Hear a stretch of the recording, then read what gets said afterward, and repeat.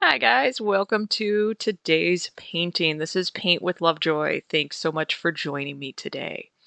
In this video, it is a full length and it can be found on my Patreon page and my Paint with Lovejoy page. So you're going to get real-time narration and step-by-step guidance with this. If you would like to further support Paint with Lovejoy, please check out the various outlets. And for more in-depth courses, please check out Paint with Lovejoy. As always, share this with your community. All right, guys, this is going to be another fun painting for my first time and beginner painters. So grab your supplies, head on over to where you've got your setup, and as always, make sure you take your progress photos. Today's painting is actually going to be a good intro and practice for what we call pointillism. We're going to lay a base on there for the sky and the ground. We're going to start with light blue, and we're going to separate, like I said, the sky and the ground. So you're going to mix your light blue, that's going to be white with a little bit of blue. And if yours is a little lighter or darker than mine, totally okay. And this one is a real-time video. A lot of my YouTube videos have the time-lapse version with the narration or with music. But this one you get to kind of take your time and see it in real time. So you can see there that I actually just kind of, the top probably 3 or 4 inches um, of my canvas, kind of cut it in half. And I realized that light blue was too light for me, so I made it a little bit darker. But from that line, we're going to be filling in the top of the sky with this light blue color. Again, if your color is lighter or darker than mine, or maybe you want to do sunset colors, feel free to switch it out and embrace where you are painting today. And like I said, we are filling in that space from that line to the top of the canvas. And if you happen to get an area where maybe it's a little darker, a little lighter, embrace that. That's totally okay. If you are on a stretched canvas, I do recommend that you carry these colors around the edges of the canvas. It just looks nice. And then you can see where I grabbed some of that white. Now I'm grabbing some of that blue, and you drop that direct color on your wet background and then move your brush on top of it. And this is what gives that blending effect. And this is what we call wet on wet blending. So a good place to pause the video, take your progress photo. We're going to fill in the rest of the canvas with a light green. And we're going to kind of do the same thing that we did in the sky. We're going to fill in that base with a super light green. And then we're going to take some darker green and go on top of that and do some of the wet on wet blending. And just demonstrated a few different brush strokes. Again, if yours is a little lighter or darker than mine, no worries. And try different brush strokes. Try finger painting. Try using different brushes. The background's actually a good place to just get more comfortable with your tools. And that's really what painting is about, is just getting more and more comfortable with your supplies. Your muscles are getting more comfortable with the process. So be kind to yourself as you are going through your beginning stages of painting. Now, I do notice that a lot of times my first time painters, you end up holding your breath. So just check in with yourself, make sure you're breathing, relaxing. Just the fact that you're taking time out of your day and you're painting, you are already successful. All right, so we've got that light green on there. We are going to go in, going to reload some more paint on that plate, but we're going to go in with some darker green, and these are going to become, or a little bit of white there, filling in that space, sorry. Then we're going to be putting some angled lines in here because this is a flower field. We want the lines to kind of go in the direction that we're going to be putting our tulips, our flowers in there. So again, just filling in the rest of that space and kind of walking you through where we'll be moving to next. All right, and sometimes doing the background really is the most fun part, just kind of getting rid of that white surface and getting ready to just kind of prep and make this canvas take shape. So here, grab that direct green. These are those angled lines I was talking about. They don't have to be the exact angle that I'm using, but we are going for about a 45-degree angle. And then using light pressure to kind of blend that into the base. And we're going to kind of keep with this form as we put our flowers on the field. And when we do our flowers, we're actually going to kind of embrace the pointillism method, where we're going to be making a bunch of dots that overlap each other. And pointillism actually is a lot of fun. It can be kind of tedious sometimes, but it is rather meditative, just making dots and kind of getting lost in that process. So you can see that I am going back, grabbing more of that green, and the more that I move my brush, the more it kind of blends together.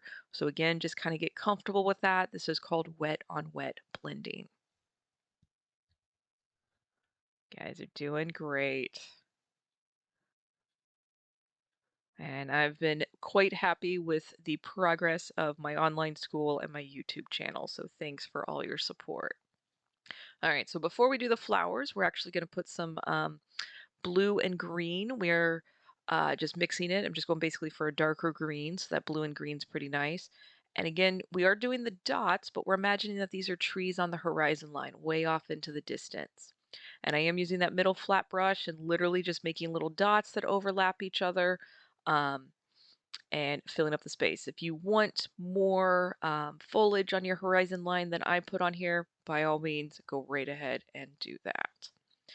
And I like to kind of balance it out. I probably won't fill up the whole space, but I do like to have some kind of on the edges um, of the canvas to kind of hone your eye in towards the middle of the canvas.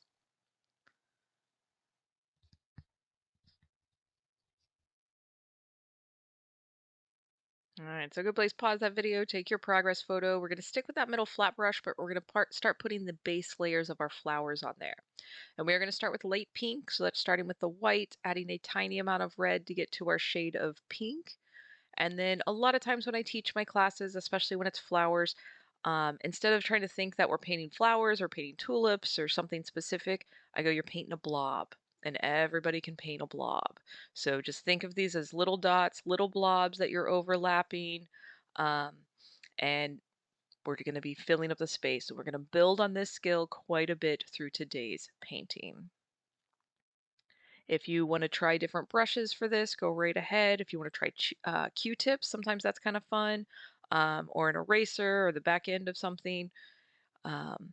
Just kind of have fun. And I think here I was trying to do something for social media. I don't think I ended up using it. You can see my phone in the bottom left-hand corner, trying to keep up to date. But oh my gosh, between being a solo producer and all the things that I've got to do, sometimes it gets a little overwhelming. And yeah, it gets to be a little much. So we just all get to laugh at that because we all are kind of in that same boat. So filling up that space with the light pink, and just like in the background, if you're mixing your pink and you have to mix the color a second or third time, maybe it's a little lighter, maybe it's a little darker, don't stress about that. We are going to be putting some other layers on here, going a little darker towards the bottom of each row, and then we'll put some highlights and go a little brighter on top. So like right here, you can see that I grabbed that red, and because the pink is still wet, as I kind of mix that red or dab that red into the pink, you're going to see that it kind of diffuses rather quickly. And this is similar to the wet on wet blending. It's just a different application than moving our brush in a big stroke compared to this dabbing method. And the dabbing method is actually quite therapeutic and stress relieving. So, like I said earlier, just get lost in the process. So switching our colors, pause your video in between these. I did mix the white and the yellow just because my yellow's a bit on the transparent side, and that white kind of helps thicken up the application so I don't have to do as many layers.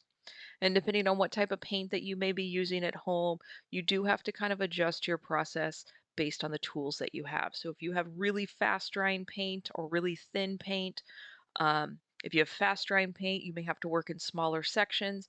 If you have really thin paint, you may have to actually do it more than one layer or more than the layers that I do in my video. So use any of my videos and use any of the videos from other teachers as well, just as a guideline, but adjust for what you need with where you're at in your creative process. I do like the fact that most things in art are merely suggestions, um, and it's just kind of up to you to take it and work with it. So here I am again trying to anticipate something I'm going to do for social media with the filming.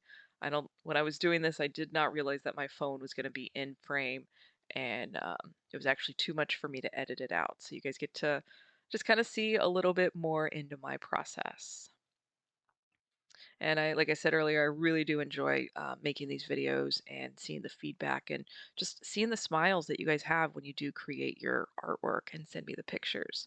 So right now we're actually mixing that green and that yellow. It's going to make kind of a slightly orangish color. If you do have orange and you want to use that, feel free to use your direct orange. If you want to go with red paint or something different, feel free to use that as well. You can switch out your colors here for anything that you want. And again, remember to breathe. Also, take a note of, how often that I may reload the brush. And again, if your paint is on the thin side, you may need to reload your brush with paint more often than I do. All right, just getting a little bit there on that end of that line. Now we're going into the direct red and filling in this bottom space or the bottom line. Again, keeping with that same kind of method. A lot of my students, when they do this method, it almost feels like you're stabbing the canvas with your brush. And that is rather a therapeutic process. So take any of your frustrations, any of your stresses. You can actually treat these canvases pretty rough. It's pretty hard to poke a hole in them, especially with just a brush, maybe another tool. But take out your frustrations, throw your feelings and emotions into each of these dots, and then take notice of how you feel when you are completed, when you are done. Do you feel a little bit better? Are you a little exhausted? Are you ready for a nap? Are you ready to have a meal? There's a decent amount of energy that you go through during the painting process. All right, you guys are doing good. Again, I'm actually painting on a panel, but if you happen to be on that stretched canvas, maybe carry these dots around the side if you did that with your background. If you don't, do not worry about it. That's just an extra little thing to do. All right, so again, you can kind of see where it's getting a little bit thin on the paint. I'm gonna have to add some more red paint to my plate. But using what I have left up there and going back up to the top by the horizon line, just again, filling up that space. And when you take your progress photos and go back and look at them, it's really satisfying to do that. So I highly recommend progress photos on anything creative that you do. But it's really nice to flip through that phone and see how you transform a blank canvas into something that you created. All right, you guys are doing great. Remember to breathe. Remember to trust your instincts. That is a big part of the painting process. And another big part that you are learning without realizing, you're strengthening your power of observation right now. You're looking at the video, you're watching what I do, and you're mimicking that on your canvas to the best of your ability. And strengthening your power of observation, like I said, is a core foundational art skill. So now you can see that I've moved into green paint. Um, there are leaves and grass and stuff that do grow around the flowers, so I'm just kind of filling in some of the spaces with the green in between these rows. And then we're going to go back to each of the flowers and start putting a darker value kind of at the bottom of the row with some white and lighter values at the top. And this is how we're giving the illusion of space. Um, because I tell most of my classes that you are a magician when you paint. You are transforming a blank surface into a 3D illusion of a landscape or of an object or something, whatever that is you're painting. But you're transforming something flat into a scene. So you are a magician. And the way to kind of make that transition happen is by having a dark space, a medium space, and a light space. So right now we're basically putting the medium space colors on there, then we'll put the shadows, then we'll put the highlights. All right, so making that new pile. Got a light purple, and because I didn't have purple on my plate, I started with the white, add a little bit of blue, add a little bit of red. If you have purple in your paint containers or paint tubes, feel free to use purple and you'll just mix white and purple. Otherwise, if you just have red and blue, make your own shade of purple. And again, just filling in those spaces in between the other colors. It's totally okay to overlap some of those red red little dots or other colors up there. This is coming along nicely. And another spot to pause that video, take your progress photo, keep on going. We're going to make a dark red, and that's going to be black with a little bit of red. And you're going to notice that a tiny, tiny, tiny amount of black will go a long way. So you can use more red than you do with your black. And this is dry, so it's not quite mixing like it was when we were doing the first layer of pink, and that's okay. So don't feel like you have to have this part blended. And we're kind of putting this darker shade at the bottom of the row and then a few spaces scattered throughout it. So if you imagine that you are looking at a flower field, there's going to be various shades and highlights that overlap each other. And we are just giving the illusion of this space because we are not painting each individual flower. We're just kind of getting those blobs in there to give the impressionistic style the illusion that we have this volume and this depth as we're looking at this flower field. And that's a big part of art, is creating that illusion. And I am a big fan of impressionistic work. You'll find a lot of the Van Goghs and Monets videos on my channel because I do find them very inspiring, and I think they are wonderful for first-time and beginner painters to get comfortable with the process.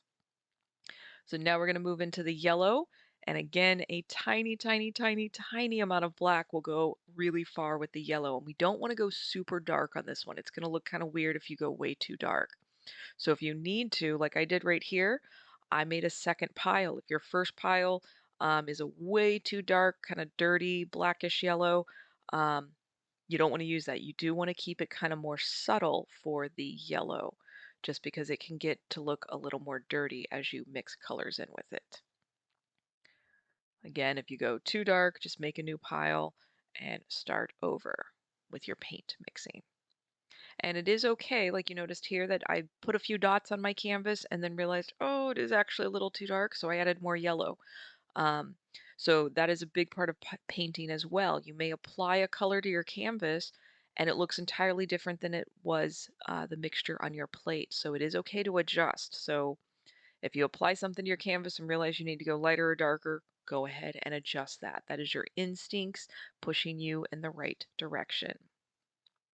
All right, so going back to that medium pink, that is going to be white with a little bit of red. And we're going to be filling in kind of our second layer on those pink areas. And again, this helps if your paint is transparent by putting a second layer in there. And I'm going back and filling in some of the spaces that I might have missed on the first round.